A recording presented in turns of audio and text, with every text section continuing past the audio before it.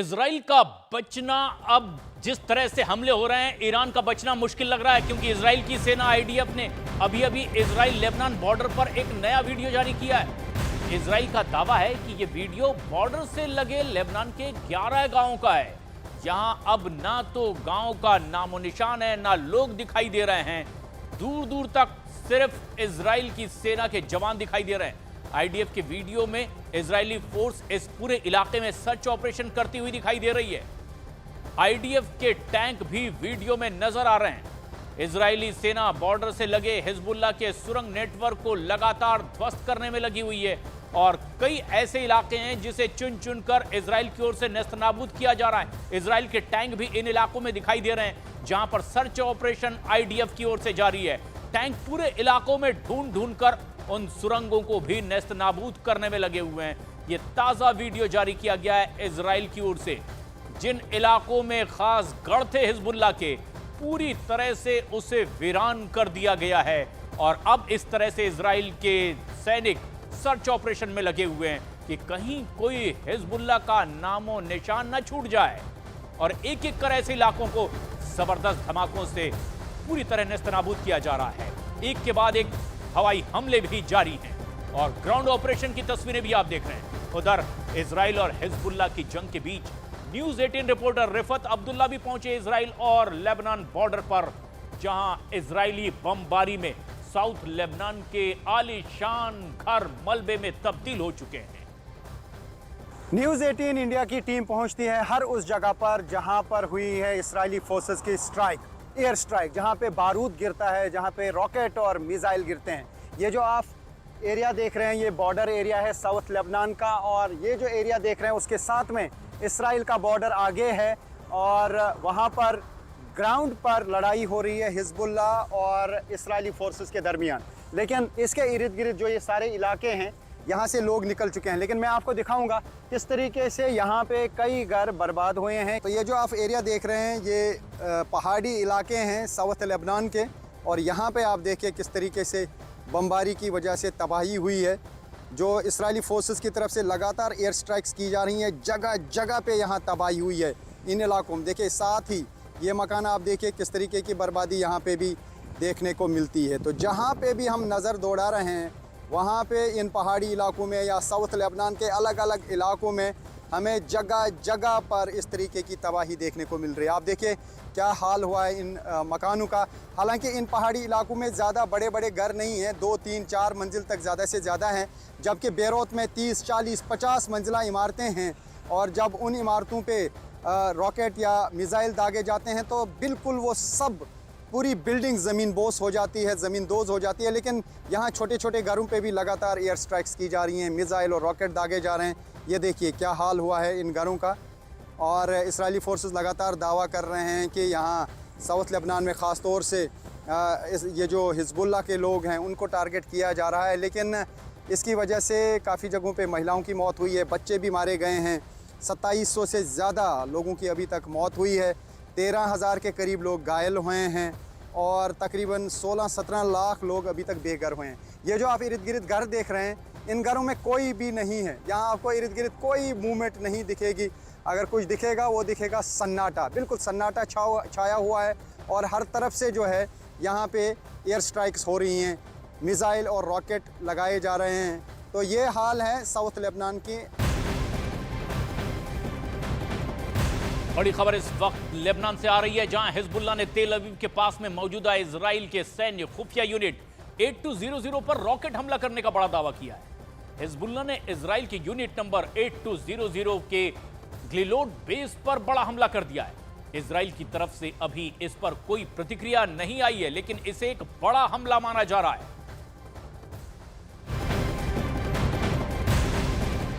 Ukraine के राष्ट्रपति Zelensky ने दुनिया से अब गुहार लगाई है। ज़ेलेंस्की ने कहा है कि नॉर्थ कोरिया रूस की मदद से लगातार अपनी जंगी ताकत को बढ़ा रहा है। ज़ेलेंस्की ने यह भी कहा कि अभी हाल ही में नॉर्थ कोरिया मिसाइल टेस्ट कर रहा था, लेकिन दुनिया के किसी भी देश ने इस पर कोई प्रतिक्रिया नहीं दी है, किसी ने उसे कुछ नहीं कहा।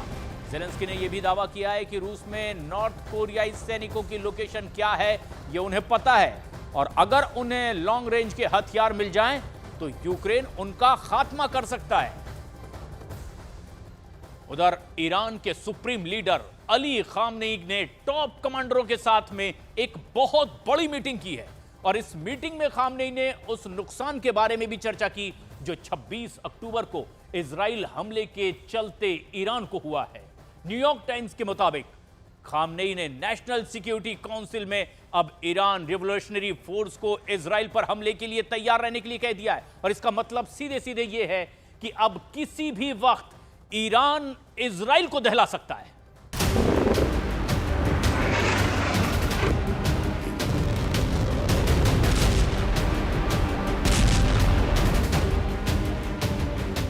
इजराइल के मिलिट्री बेस पर होंगे हमले, टारगेट पर इजराइल के परमाणु ठिकाने, आईडीएफ का हेडक्वार्टर को लक्ष्य कर मिसाइल सेट, तेल अवीव टू हाइफा बारूद से उड़ा देने की तैयारी। ईरान के सुप्रीम लीडर अली खामनेई का ऑर्डर,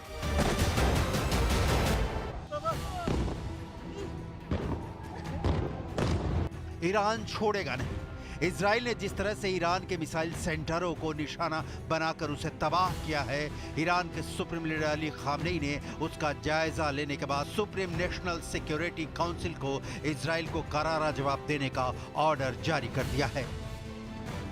न्यूयॉर्क टाइम्स ने 3 ईरानी अधिकारियों के हवाले से दावा किया है कि खामनेई ने इजराइल पर जवाबी हमले की तैयारी का निर्देश दे दिया है। ईरान इजराइल पर हमले की पूरी तैयारी में है, लेकिन ये हमला कब होगा इसकी तारीख अभी तक तय नहीं की गई है। पश्चिमी मीडिया में ईरान के हमले को लेकर 2 तारीखों पर चर्चा चल रही है।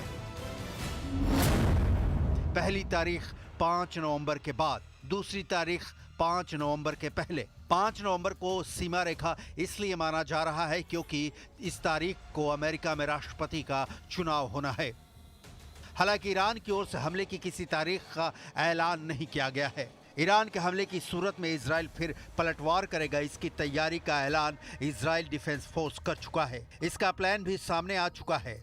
इस बार इजराइल ईरान के तेल डिपो और परमाणु सेंटरों को भी निशाना बना सकता है, लेकिन ये सब कुछ निर्भर है ईरान के हमले की तीव्रता पर। ईरान ने इजराइल पर जो अब तक हमले किए हैं उसकी डिटेल से नेक्स्ट अटैक का पैटर्न समझा जा सकता है, जिसकी डिटेल आपको आगे दिखाएंगे। अभी सुप्रीम लीडर अली खामनेई ने सेना के लिए जो ऑर्डर जारी किया है उसकी डिटेल देख लेते हैं।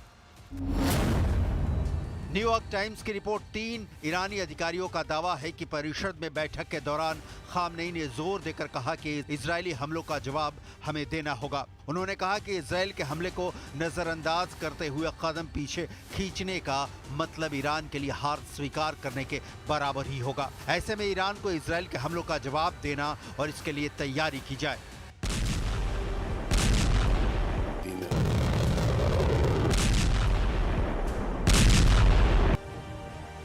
ईरान हमला के लिए तैयार है तो यहाँ ये देखना बहुत जरूरी है कि इजराइल की वो कौन सी जगहें हैं जहाँ ईरान रिवॉल्यूशनरी गार्ड्स की मिसाइलें गिर सकती हैं। इजरायली मिलिट्री बेस, तेल अवीव में मौजूद इजराइल के सैन्य मंत्रालय का दफ्तर, यरूशलेम की नेसेट बिल्डिंग, इजराइल के 8 एयरबेस के अलावा सिविलियन टारगेट्स में कई शहरों की अहम इमारतें, airports, gas field, power plant और दूसरे ठिकाने शामिल हैं। 1 अक्टूबर को करीब 200 मिसाइलों से ईरान ने इजराइल पर अटैक किया था।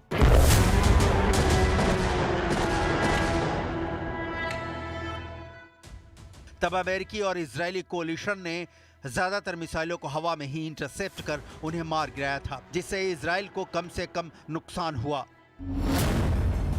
13 अप्रैल 2024 को भी यही हुआ था। जब ईरान ने इजराइल पर हमला किया तो इजराइल को कम से कम नुकसान हुआ। लेकिन अगर इस बार हमला ईरान के अलावा इराक, लेबनान या सीरिया जैसे देशों की तरफ से भी होता है तो इजराइल के लिए हमलों को इंटरसेप्ट कर पाना पहले के मुकाबले मुश्किल होगा, क्योंकि इन जगहों से हमले होने पर एक तो मिसाइल लॉन्च होने से उनके टारगेट हिट होने तक की दूरी पहले के मुकाबले कम हो जाएगी, दूसरा दूरी कम होने की वजह से आसमान में फ्लाइट टाइम भी कम हो जाएगा और इससे मिसाइल आसानी से पकड़ में नहीं आएंगे।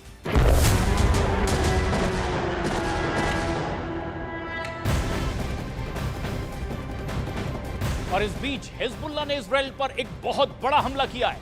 हिजबुल्लाह एक बार फिर से इजराइल की सुरक्षा दीवार को भेदने में कामयाब हो गया है। हिजबुल्लाह के 3 रॉकेट्स इजराइल के बिल्कुल बीचों बीच टीरा इलाके में घुसने में कामयाब हुए हैं। हिजबुल्लाह ने इस हमले में टीरा इलाके के एक अपार्टमेंट को भी मलबे में तब्दील कर दिया है और अब तक जो जानकारी मिली है उसके मुताबिक इस हमले में 19 इजरायली घायल भी हुए हैं।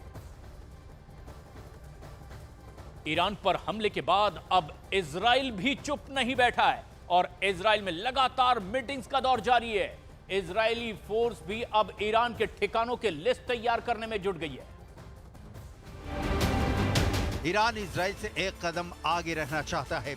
ईरान की प्रॉक्सी ताकतें हमास के इस्माइल हानिया की मौत के बाद, हिजबुल्लाह चीफ हसन नसरल्लाह की मौत के बाद ईरान ने इजराइल पर हमला किया। इसका जवाब इजराइल ने भी दिया, लेकिन यहाँ ध्यान देने वाली बात है कि इजराइल ने एक साल में ईरान पर 2 अटैक किया, लेकिन दोनों बार सीमित अटैक किया और इसे अटैक नहीं पलटवार कहेंगे। 1 अक्टूबर को हमले का जवाब इजराइल ने 25 दिनों बाद 26 अक्टूबर को दिया। कहा गया कि अमेरिका के कहने पर इजराइल ने ईरान के परमाणु केंद्रों और तेल डिपो को टारगेट नहीं किया, लेकिन इजराइल ने जिस तरह से ईरान के मिसाइल सिस्टम को तबाह किया है, सुप्रीम लीडर अली खामनेई के जायजा लेने के बाद अब क्लियर हुआ है कि ईरान को भारी नुकसान उठाना पड़ा है। यही कारण है कि ईरान अब इजराइल पर नए तरह से हमले की तैयारी कर रहा है।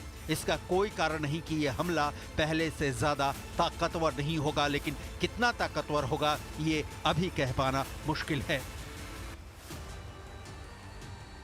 ईरान के सारे मोहरे जैसे हमास, हूथी और हिजबुल्लाह पिट रहे हैं।